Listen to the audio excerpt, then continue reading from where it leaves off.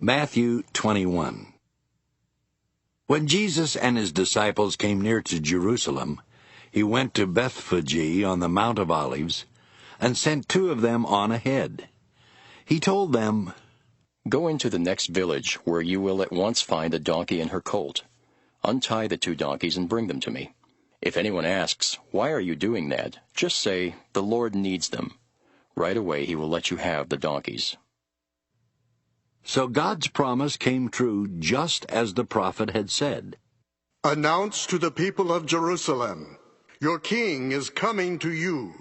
He is humble and rides on a donkey. He comes on the colt of a donkey. The disciples left and did what Jesus had told them to do. They brought the donkey and its colt and laid some clothes on their backs. Then Jesus got on. Many people spread clothes in the road, while others put down branches which they had cut from trees. Some people walked ahead of Jesus, and others followed behind. They were all shouting, "Hooray for the Son of David! God bless the one who comes in the name of the Lord! Hooray for God in heaven above!" When Jesus came to Jerusalem, everyone in the city was excited and asked, "Who can this be?" The crowd answered, "This is Jesus, the prophet from Nazareth in Galilee." Jesus went into the temple and chased out everyone who was selling or buying. He turned over the tables of the money changers and the benches of the ones who were selling doves. He told them, "The scriptures say, 'My house should be called a place of worship,' but you have turned it into a place where robbers hide." Blind and lame people came to Jesus in the temple, and he healed them. But the chief priest and the teachers of the law of Moses were angry when they saw his miracles and heard the children shouting praises to the Son of David. The men said to Jesus, "Don't you hear what those children are saying?" "Yes, I do." Jesus answered, "Don't you know that the scriptures say, 'Children and infants will sing praises'?" Then Jesus left the city and went out to the village of Bethany, where he spent the night. When Jesus got up the next morning, he was hungry. He started out for the city, and along the way he saw a fig tree. But when he came to it, he found only leaves and no figs. So he told the tree, "You will never again grow any fruit." Right then the fig tree dried up. The disciples were shocked when they saw how quickly the tree had dried up. But Jesus said to them, "If you have faith and don't doubt, I promise that you can do what I did to this tree. And you will be able to do even more. You can tell this mountain to get up and jump into the sea, and it will. If you have faith when you pray, you will be given whatever you ask for." Jesus had gone into the temple and was teaching when the chief priest and the leaders of the people came up to him. They asked, "What right do you have to do these things? Who gave you this authority?" Jesus answered, "I have just one question to ask you. If you answer it, I will tell you where I got the right to do these things. Who gave John the right to baptize? Was it God in heaven, or merely some human being?" They thought it over and said to each other, "We can't say that God gave John this right. Jesus will ask us why we didn't believe John. On the other hand, these people think that John was a prophet, and we are afraid of what they might do to us. That's why we can't say that it was merely some human who gave John the right to baptize."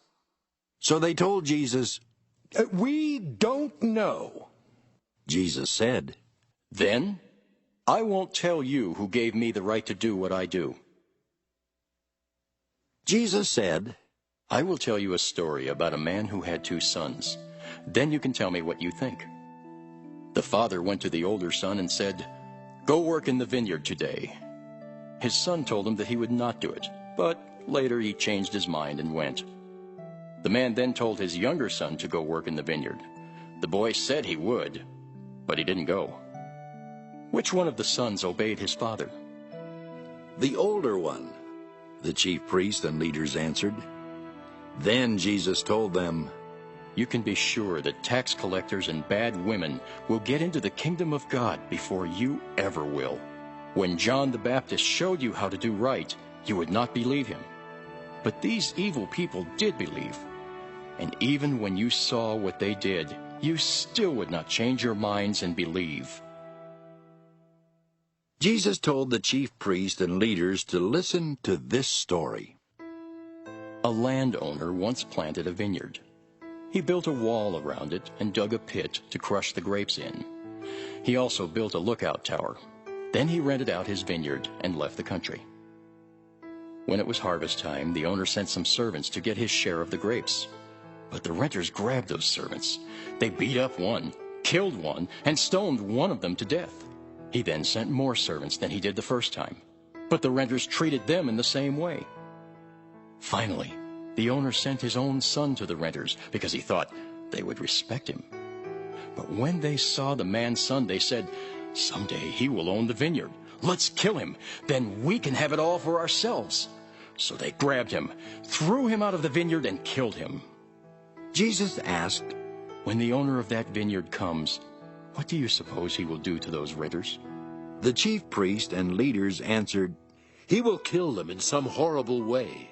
Then he will rent out his vineyard to people who will give him his share of grapes at harvest time.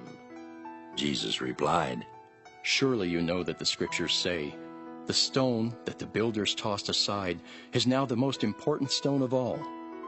This is something the Lord has done, and it is amazing to us. I tell you that God's kingdom will be taken from you and given to people who will do what he demands. Anyone who stumbles over this stone will be crushed, and anyone it falls on will be smashed to pieces. When the chief priests and the Pharisees heard these stories, they knew that Jesus was talking about them. They looked for a way to kill him, but they were afraid to arrest Jesus because the people thought he was a prophet.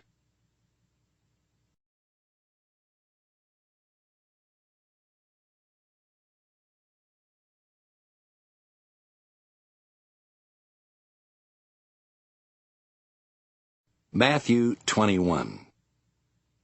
When Jesus and his disciples came near to Jerusalem, he went to Bethphage on the Mount of Olives and sent 2 of them on ahead. He told them, Go into the next village, where you will at once find a donkey and her colt. Untie the 2 donkeys and bring them to me. If anyone asks, Why are you doing that? Just say, The Lord needs them. Right away he will let you have the donkeys.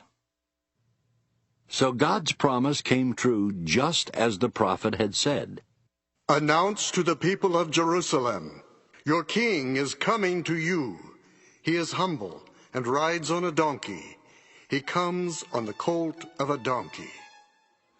The disciples left and did what Jesus had told them to do. They brought the donkey and its colt and laid some clothes on their backs. Then Jesus got on. Many people spread clothes